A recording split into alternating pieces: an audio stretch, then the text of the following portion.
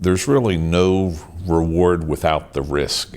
And you can't learn lighting on the internet. I really feel that most people go into the design profession, whether it's industrial design, graphic design, lighting design in our case, they go into it because they're passionate about design. But there's a lot of costs that people don't assume when they start their own businesses. I also see a lot of people get paralyzed by the fear of making the wrong decision. Are they all right? Definitely not. But you want to go from here to here. It's okay if the line's not perfectly linear, but you're getting from point A to point B, and hopefully B is always higher than A in things. The key to me is developing a great team. By giving them an awful lot of autonomy, I think that gives them a lot more job satisfaction.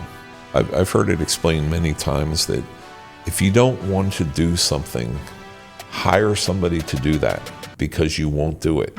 This may sound really brutal, but my job is to evaluate the people, exploit their strengths, and identify their weaknesses so that we can make their weaknesses better. No matter how much we invest to an employee, we'll lose some of them kind of along the way in things. But as long as we've made them better at their job and they're going out to promote lighting design, it actually helps us out, because the better lighting design that's out there, the more lighting designers will get hired on future projects. So it's still about elevating, the entire industry every chance that we have.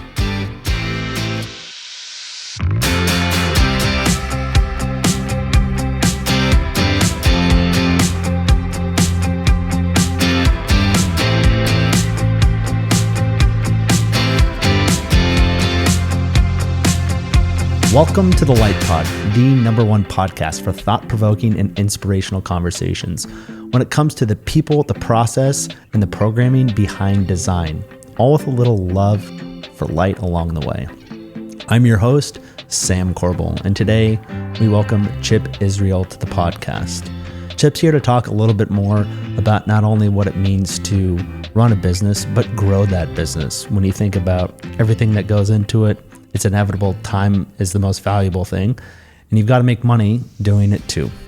This episode of the LytePOD is made possible thanks to Business of Light. They empower individuals through education, training, and mentorship to grow and sustain the lighting industry and its businesses. Business of Light is an amazing tool that you can get your hands on for free at businessoflight.org. Learn from some of the industry's most incredible leaders, take online classes, and join live meetings that they have, both virtually and in person. Check them out. Now let's get to know Chip a little bit more.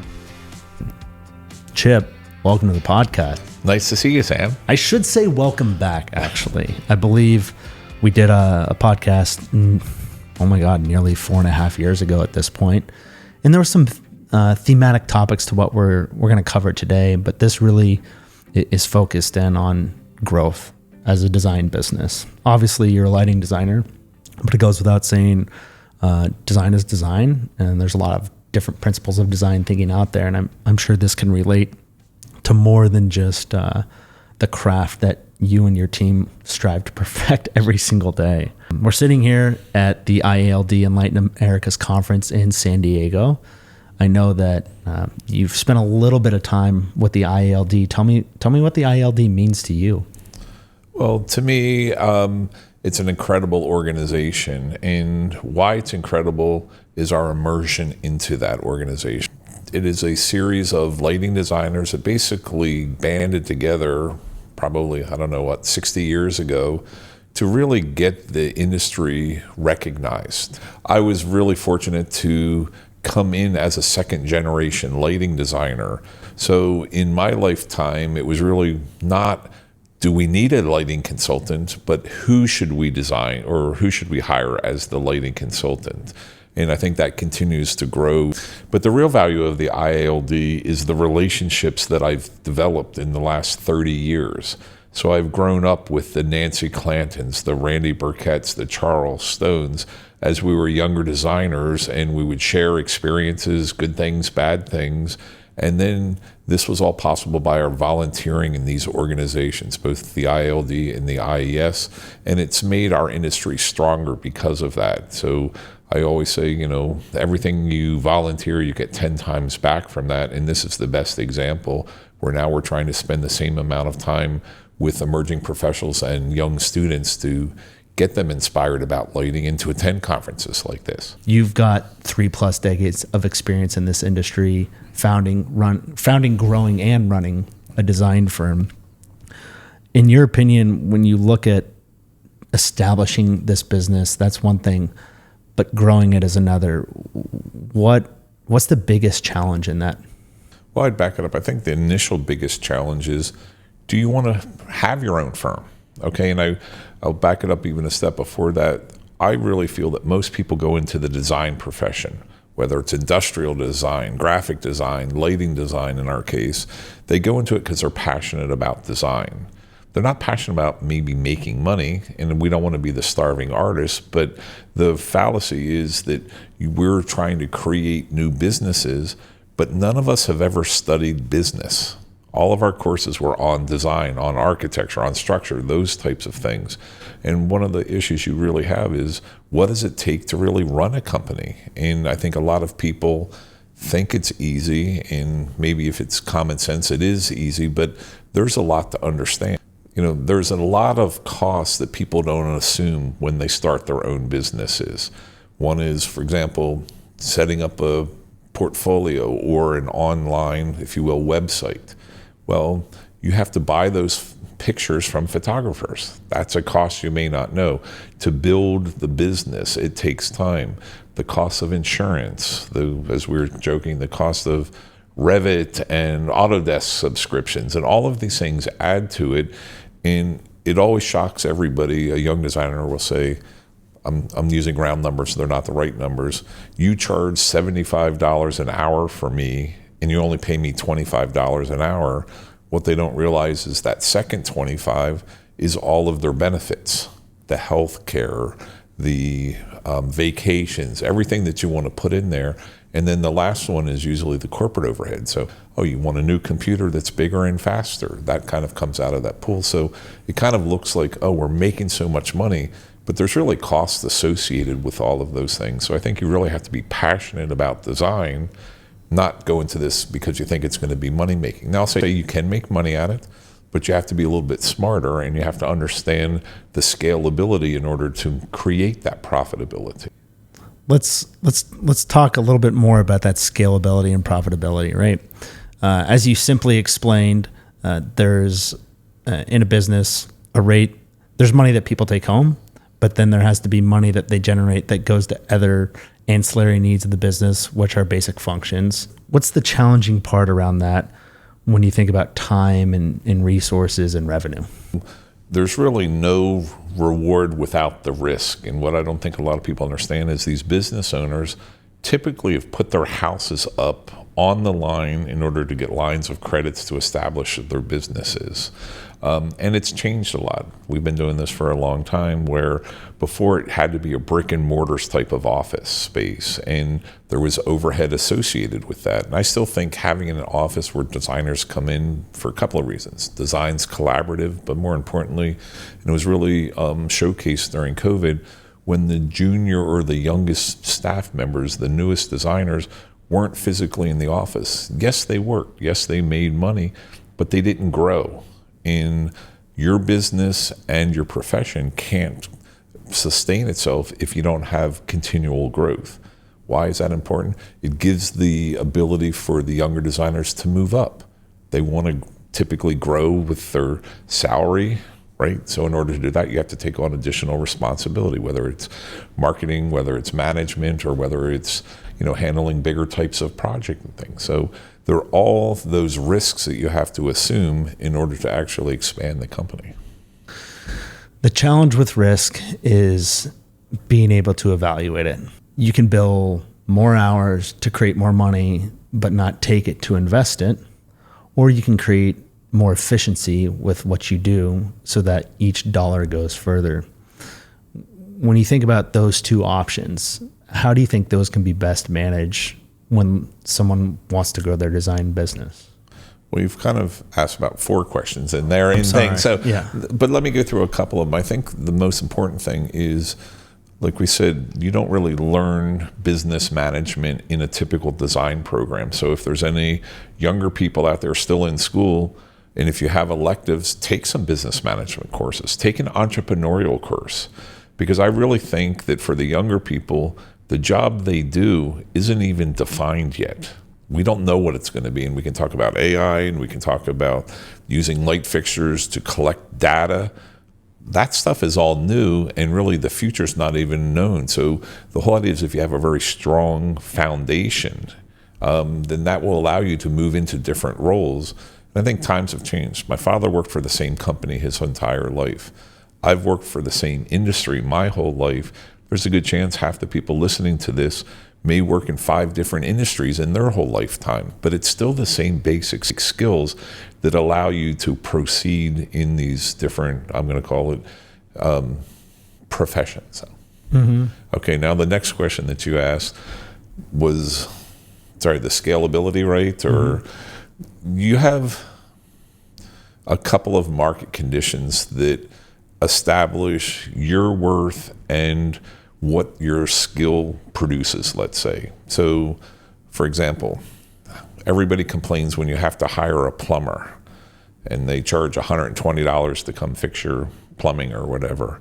Well, that's our lowest design fee. And so we're actually, as a profession, designers are pretty expensive on an hourly base. So what justifies that? Well, we have to have a lot of experience and a lot of skills that actually make that, or to validate that, higher dollar cost. But we're still limited by our market conditions. If our competitors charge $200 an hour and my time is $200 an hour, it really comes down to, all our clients care about is how much the total cost is. They don't really care about the hourly rates or how many hours you plan to do on this job. But if I can do jobs, I'm going to say it, simpler or quicker, because we've built up, I'm going to call it, details or certain products that we like to do, and basically, know that will work for the applications, maybe I can do my job a little bit faster. So for a young designer that might be interested in doing a project or creating their own design studio, they need a certain amount of experience to do that so that they know it. And the best thing they can do is work for a great firm where they get mentored. They not only learn design, but they also learn what it takes to do a job. And what I've seen is, most recently, and I think this is kind of the universities maybe pushing about, you should switch jobs every 2 years. Well, the problem with that is they may have worked on a couple of jobs, but they probably haven't seen them built. And you mentioned the joy of the finished project. As a designer, that's really important to us. Well, but if you move jobs every 2 years and you've never seen your projects built, or most of our jobs take 4 or 5 years to actually build, if you don't go through that whole cycle, how do you know what you designed actually works? So you could say, I've done 3 or 4 of these jobs, I'm ready to go out and start my own business, but you really don't have that connected or the closed loop of full design to be out in the field at the end of the job to fix your mistakes. That's where you really, really learn. And you can't learn lighting on the internet.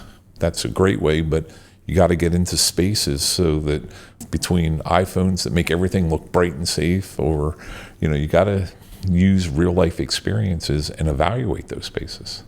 You only have so many hours of a day in order to do your craft or trade. So it's no different than you, right? How many podcasts can you do in one day? How much can you charge per podcast? So I think the most important thing is to understand, if you want to make more money, if that's your ultimate goal, you either have to find jobs that maybe you can do conceptual design and you can do a quick rendering and get paid a lot of money for it. And I think there was a time that was very possible. It's very difficult to do that now. So the whole scalability is, you have a set amount of hours, and what's your fee? You can times that by 40 hours a week. You want to make more money. Do you want to work 80 hours a week? Well, that's not sustainable either, but in theory, that would bring in more revenue to the company. The next model is you start to hire people. okay? And this sounds greedy or whatever, but you need to make a little bit of money off of each employee. That's helps cover your risk, but it also then allows you as the owner to make a higher salary, because as you start getting more and more people, your billable time will actually go down, because now you have to manage them. You have to deal with a lot more things than if you're a sole proprietor or a single person in that design office. But you start to develop more and more, let's call it studios, more people. Now it's aggregative billings they add together, and so there could be greater compensation for the owner. There's also risk, because you have to relinquish control of your design. So if you're the only person, you know what's on the drawings. So now that you give control to someone else, you better make sure that you're checking the drawings, but there's always a chance or someone down the line making a mistake. Well, as the owner, it's your butt to cover those mistakes. So, once again, that's that risk reward, but it's really trying to amortize your limited amount of time that you can be doing in a day or in a week. The desire to be competitive comes at a cost. You don't always necessarily get to do what you want if you have real goals around growth, if you have real goals around personally making more money or affording the opportunity to retain all of your talent. What resources do you feel like are available or you've been able to look at in the past to try to understand the concept of you don't know what you don't know, but you better get ready for it? Right. I think there's a lot of designers that choose not to focus on the business side of things. And any business comes down to cash flow, okay? In lighting designers and graphic designers and many of these other design entities are basically sub-consultants. And on average, it takes about 120 days to get paid.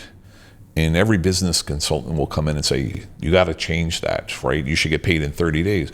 It's just not realistic. 95% of our clients are the architects. So it takes us 30 days to compile our billings, typically through timesheets.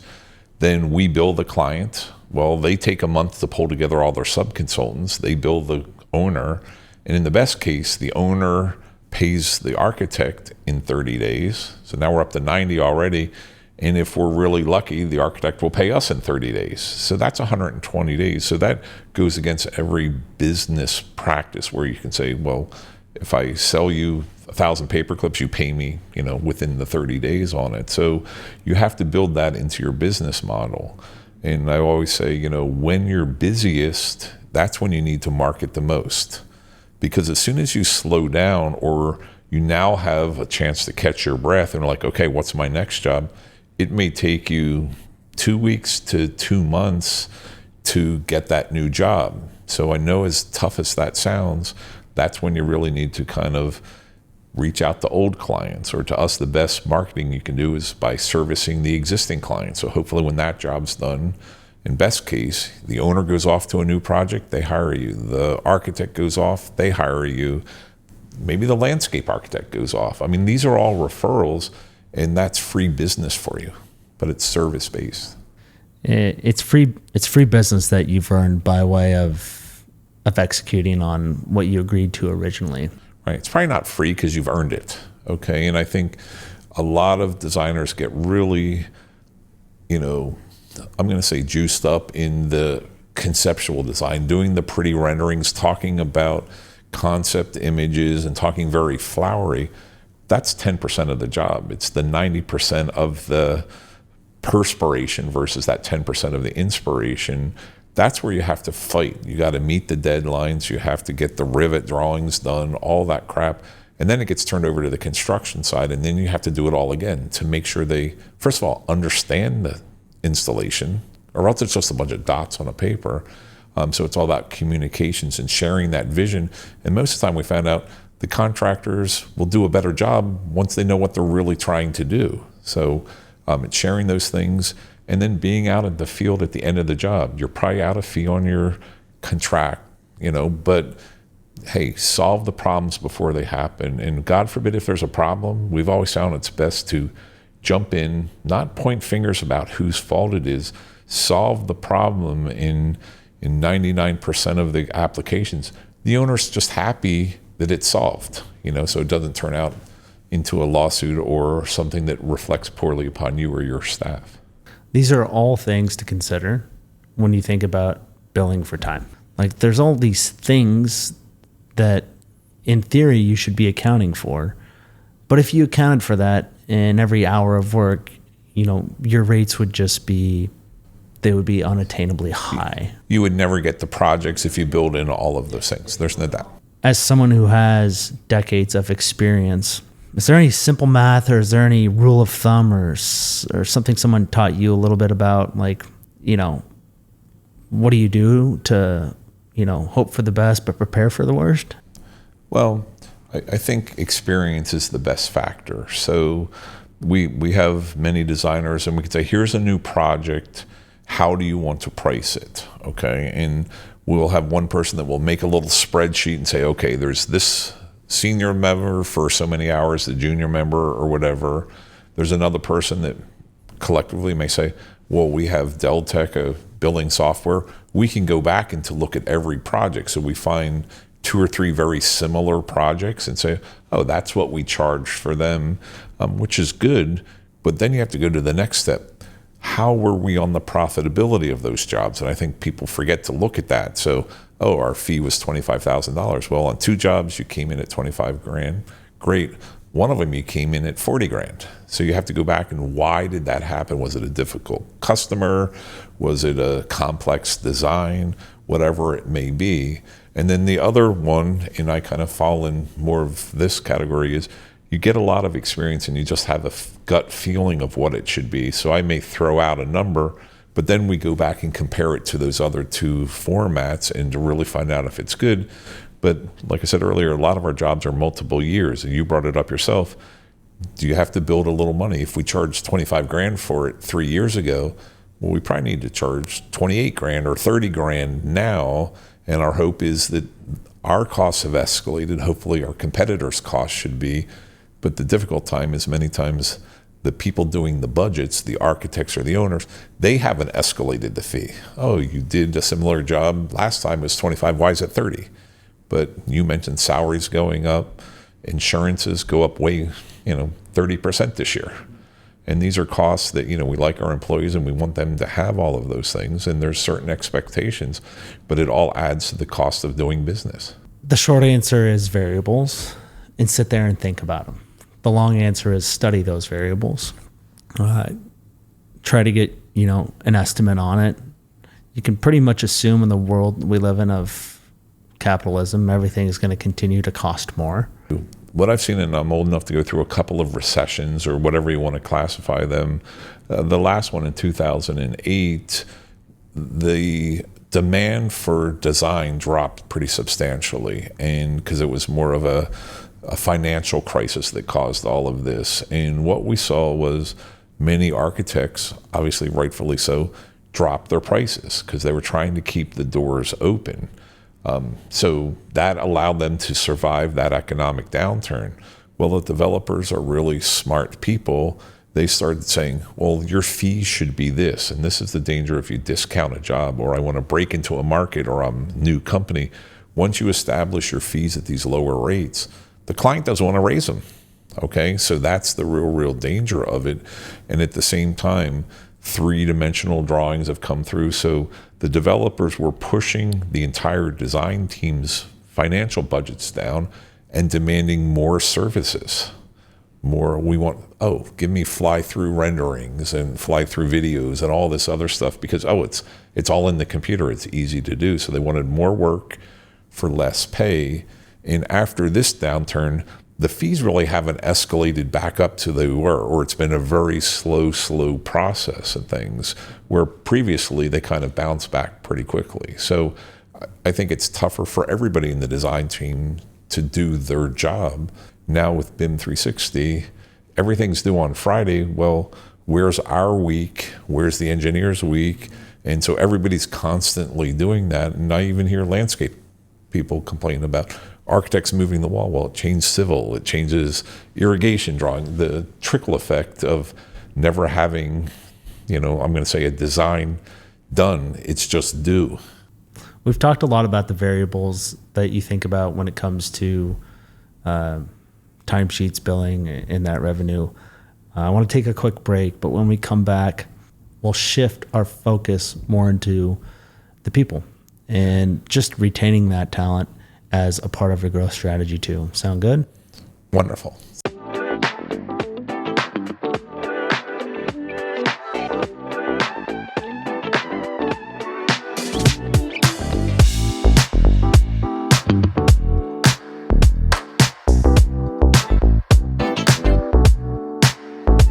Welcome back.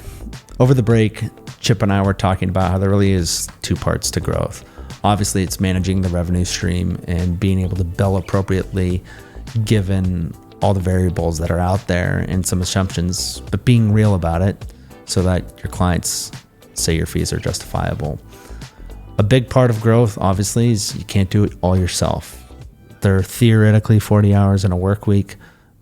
There's cultural preferences, differences, and also opinions on what a good work week means. And we're in a melting pot in America where there's all sorts of stuff out there that says, how hard we should be working. I'm sure there's plenty of stories, but if you could start with the short list of what you think is most important when you think about the people being an asset to your business, what is it for you? Well, there's no doubt that they're our number one asset. I mean, computers are worthless. The physical things really don't add up in things. So the key to me is developing a great team. And we're real proud to say 25% of our staff has been with us for over 20 years. And that sounds wonderful on paper. Well, that also means a lot of people have quit over time. And I don't think there's any magic solution, because I've talked to many other lighting design firm owners, many architectural firm owners, and we go out of our way to provide what we think are great benefits. Maybe it's ski trips, or to us, it's doubling the profit sharing plan so that we're building retirement for them, or giving them the best health care where they can select their doctors, those types of things. But to a young person coming out of college, it's really about how much dollars in my pocket. They don't understand that, well, I'm not really sick, it doesn't really help me, or I'm not retiring for 30 years, I don't really care about the profit sharing plan. So we like to have the family values, but we have to run this as a corporation, as a business. And what does that mean that we always want to try to do is to have a certain amount of redundancy. So in other words, I hate to use the word plug and play, so that if any person would leave, and that includes me, if I get hit by the proverbial bus, is our staff ready to pick up the torch and continue going forward? So I think it's really important that everybody can do every other type of position in that firm, or at least have a backup plan. What is the backup plan? Maybe it's a line of credit. But we've really found out what really motivates people the most is, I'm going to say, sharing the responsibility. And to me, that's allowing them, or maybe empowering them, to make design decisions, to take projects without us micromanaging those things. So they almost operate like their own design firm within our firm. We, as an owner, don't dictate to them, you must use this product or you must do that. Now we may review it and say, have we covered the fundamentals? But by giving them an awful lot of autonomy, I think that gives them a lot more job satisfaction. It also sometimes hurts them. We have certain people that we say, jump into the frying pan and, take this over, and that intimidates them. Some people want to be that quiet person in the corner and just, work quietly. We really like more of the entrepreneurial spirit, that take ownership, jump in, learn, go out to the job sites, do all those things. And hopefully they get great satisfaction, because you said it your best. The wonderful thing is when you're at the end of the job, it could be a new Disney hotel, and it opens up and you're like, wow, this is a pretty cool. And better yet, you get older and your kids go to that and they say it's pretty cool.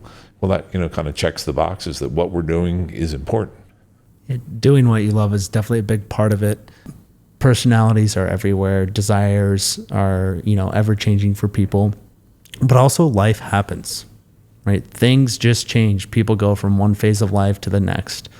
What is the best way you found to be comfortable with not doing it all but being proud of what you do. The reality of it is we want to create an environment where they feel safe, they feel included at all things, and that's getting them involved in the business aspect where some people don't share those types of things. The reality of it is, I think the biggest change as I've matured or gotten older is the acceptance that if the people leave, it's not a personal assault about us or an insult about us. People will leave. We're in Southern California. It's expensive. It's hard to buy a house, or most of our employees, this is their first job. We spend a lot of time developing, working with the schools, teaching, and finding the best students. And so we bring them from Colorado, like yourself, or, there's a reason they're in Colorado. It's beautiful. There's mountains. And, sometimes 2 to 5 years later, all of their family is still back on the East Coast. Those are things that we can't overcome. Now, having said that, some of those 20-year people have made that adjustment. So our real goal is to give them the opportunity, give them the best situation so they can grow professionally, and hopefully, the culture that we share with them matches their culture. And then just, if it doesn't work out, the main thing is we want them to do well. They're all friends as well as employees. So at the end of the day, we hope that they do well. We've had a couple of boomerangers that have kind of come on back, which is always kind of fun and challenging. The last thing is, with a lot of them, this is their first job, there's this invitation or this curiosity. Am I missing out? I love everything here, but I've never tried these other things, so shouldn't I try them?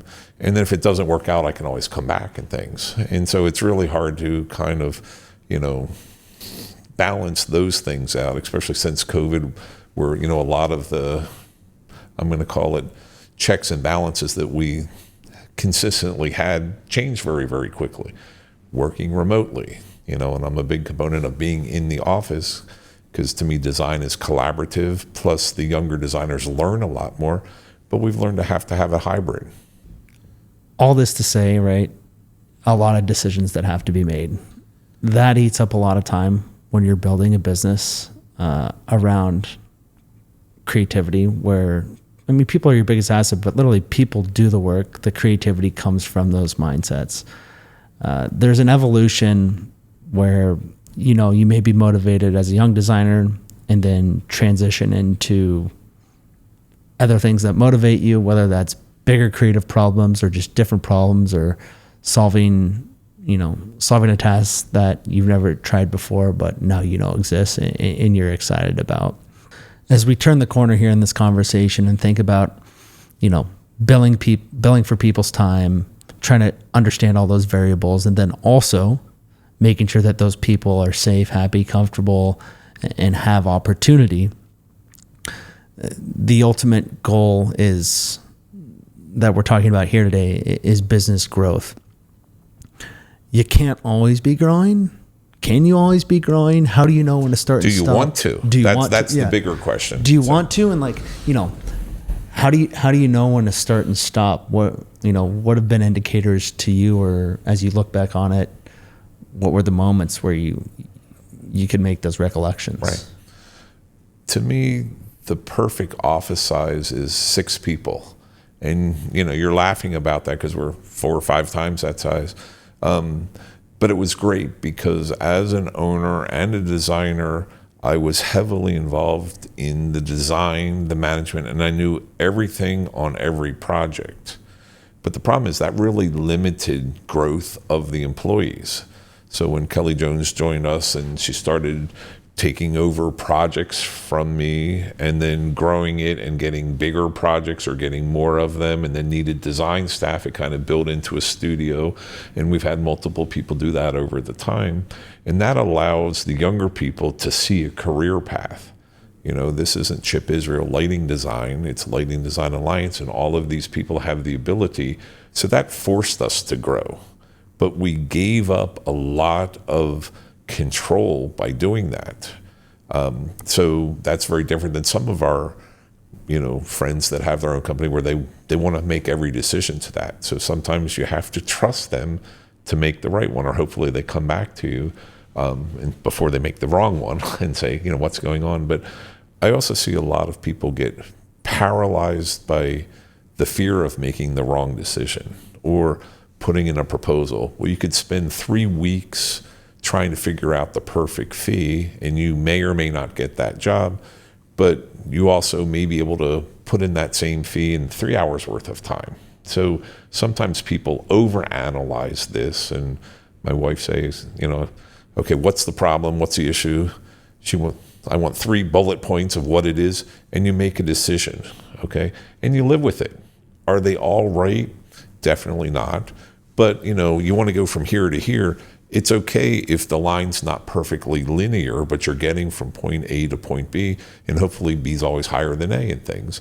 So we've, made a career of maybe having a pretty good common sense aspect of it, but quick evaluating the options and then go with it. Because you can make the right decision, but execute it really poorly, and then ends up being the wrong decision too. So just do it and learn from it along the way. A lot of what you've spoke to today is around experience. And talent. And think about it, professional football players. Patrick Mahomes makes more than certain people. Are you the rock star? Mm-hmm. And you're going to become, literally that voice of the industry and get those great types of projects? Or are you, the backup quarterback? They're all good. They all get paid, but obviously he gets paid a lot more money. Investing in yourself as much as you invest in the desire of creating and growing a business is important. But what you invest in yourself as you transition from, I think a lot of people, I'm creative and I'm investing in myself by going out on my own. But then you have to learn how to invest in yourself in learning best practices. And then you have to learn how to invest in yourself in terms of making decisions and managing risk. Well, let me jump in with one thought too. We're here at a conference, and I'd probably say there's a dozen to probably 3 times that amount of great lighting designers that work for a firm that used to have their own firm. So a lot of people go out, try to do that, and then they find out, I don't like doing that. I want to do the design work, and so then maybe they pair up or, if you will, collaborate with another design firm. So there's a lot of ways you can still enjoy things, bring that experience without actually being the owner of the firm. If you want to go create and grow a business, you need to very quickly understand, what lane you want to drive in and what lane you need someone else to drive the car for you. I've heard it explained many times that if you don't want to do something, hire somebody to do that because you won't do it. So if it means you don't want to make collections call, bring in a business manager that will make the business calls, because if you're not comfortable doing it, you're going to find every reason to ignore it. Oh, I'm just too busy to it. So if you don't like marketing, if you don't like managing the people, whatever it may be, bring them in. And also to us, my employers are a lot smarter than I am, right? So you're always trying to bring in better talent that may know the new technologies. They may have just a whole different thought process.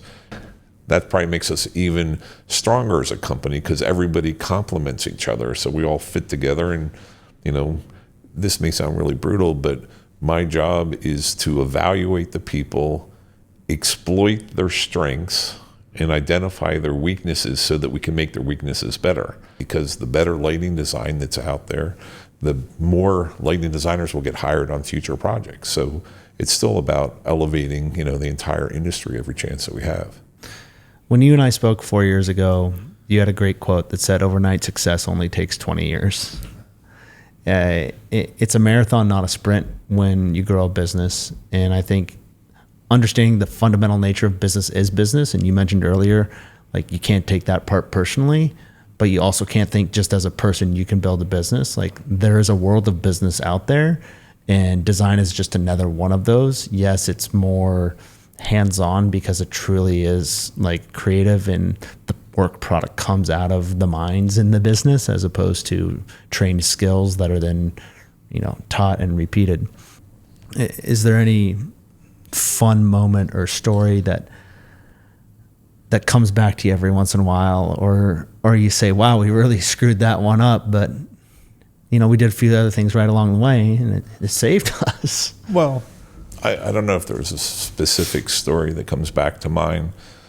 I'm super proud of our employees. I love it when one of them wins an award and they send it home to their parents or something like that. And it's our job to kind of continually to encourage them to grow and to develop into the best they can be. So sometimes we push the people hard, and sometimes, we are a company, and sometimes I have to be the bad guy and say, hey, we're messing up here, and everybody gets defensive. But the reality of it is, if we don't do that, then we suffer as a business. So sometimes it's just being aware that you can, I'm going to say, identify it early enough, solve it as a group, and then kind of go on. And that does two things. Number one, it helps train them. So someday when I'm not around, they're going to know how to identify those things and solve them themselves.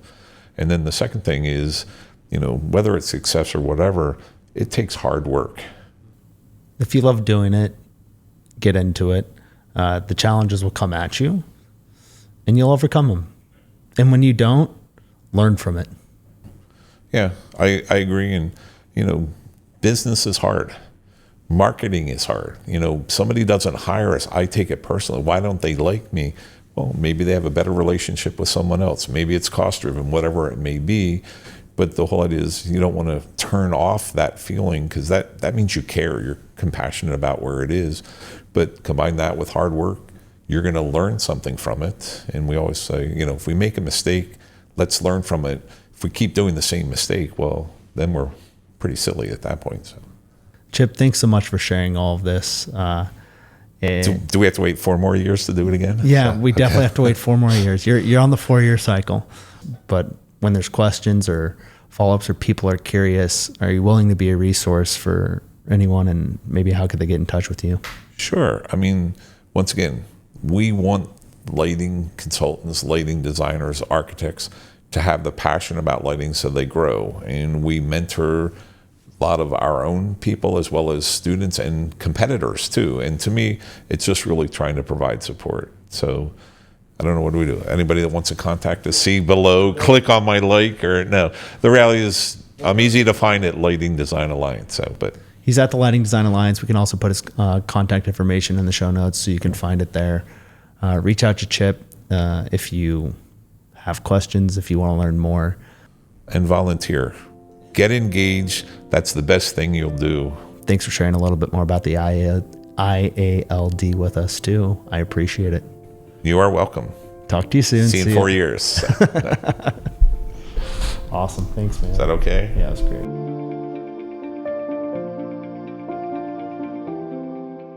Hey, it's Sam. Thanks again for listening to this episode of the LytePOD. In case you didn't know, this entire episode was actually also produced with a video attached to it. So make sure wherever you listen to this, you think about watching it next time. It's amazing the connection you'll have when you not only listen, but you watch the brilliant minds who join us to celebrate the people, the process, and the product behind design. Until the next episode, stay brilliant, be bold, and never let your inspiration go. I'll talk to you soon. See ya.